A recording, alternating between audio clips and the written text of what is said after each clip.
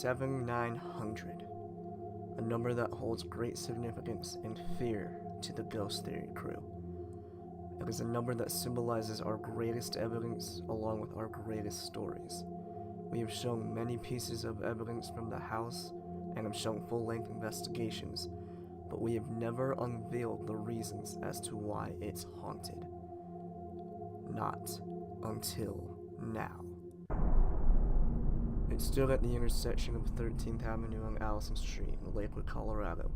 The house was believed to have been built in 1918, but due to photographic documentation, this may be only a myth, as there is a picture of the house built before that year.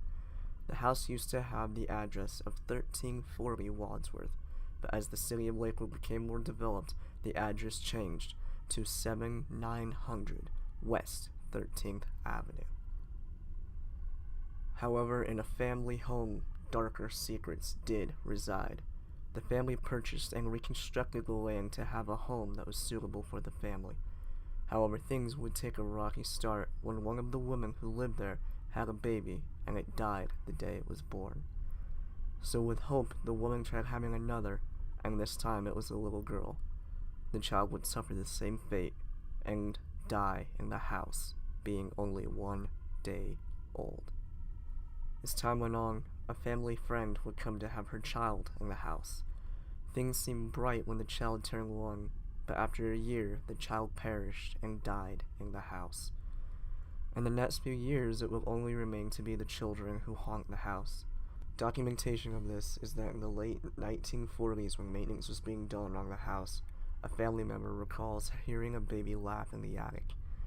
Other paranormal instances that would occur at this time were reported instances of when people went to sleep, relatives felt someone in the bed with them. Even as time went on, instances of childish activity would start to be recognized. For example, there have been reports of toy cars moving on their own, a ball was able to bounce up a step, and even a balloon following at a child's height. This is all childish activity and can be documented back to the infants who perished in the house. As time went on, the house's story only grew darker. During the 50s, a family member started doing witchcraft, and kids even started using an Ouija board improperly. The kids who have now grown to become grandparents often recall many strange and paranormal things. One would be multiple people from that generation recalling that when they were kids and no one was home, they would go into the basement and play with the scarecrow. The creepier part about that is that it would move on its own. The kids also documented a time when they heard a train moving on the train tracks and even felt the house shake from it. The house was only about 15 feet away from train tracks, and it was said that the shaking was so violent that pictures and paintings started to fall off the walls. They even report hearing the train horn. So why is this a paranormal event? Because that rail line had been retired, and even if the train did run, it wouldn't be at midnight. A train hadn't been on that track 30 years prior to this event. Around the 50s, another bizarre thing happened that would result in death in front of the house regarding the railroad tracks. One day, a father and son went out to run some errands, but luck wouldn't be on their side that day. As they were driving through the intersection of Carr Street and 13th Avenue, a derailed train car came all the way from Tiny Town and collided with the vehicle, killing the father and son instantly. The car and vehicle stopped directly in front of the house. The two, for some reason, would stay at the 7900 house, and would even make their presence known in the house. The morbid and disturbing doesn't end there. In the early 1960s, a woman was walking home when she was approached by a hidden man. She was walking past the house when the man grabbed her. Screaming was heard, however no one looked outside to see what was happening. A family member who was a teen at the time reports coming home late at night and hearing the woman scream as she was raped and then brutally murdered on the train tracks. It gets even worse. No one knew of the incident until years later, but it was later discovered that due to no one claiming the body, the newly reopened railway would dispose of her by eroding her body until it was nothing but a pile of dust on the train tracks. This woman has been heard many times in the house, but the most notable was when she cried out for help so desperately. Another 3 family members would die in the house on normal terms, and the total amount of spirits documented to be there are ironically the same as the street it stood on. 13.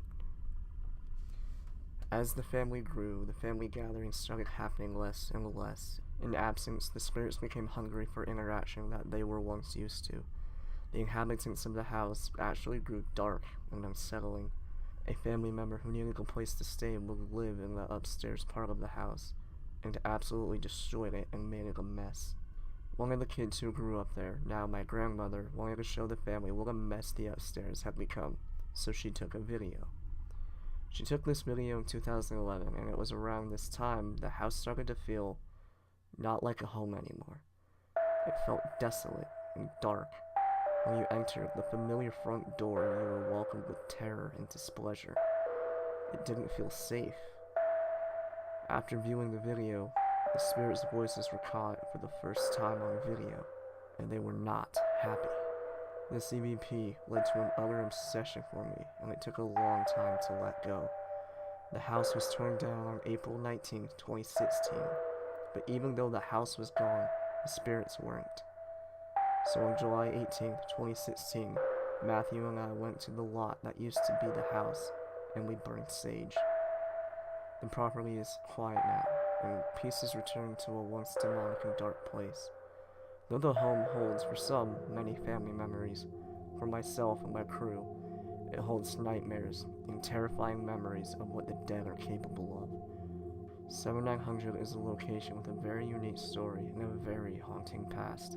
The spirits who needed help did get it in the end, and the people who were brave enough to roam inside its walls have come to peace with saying goodbye to a family's legacy.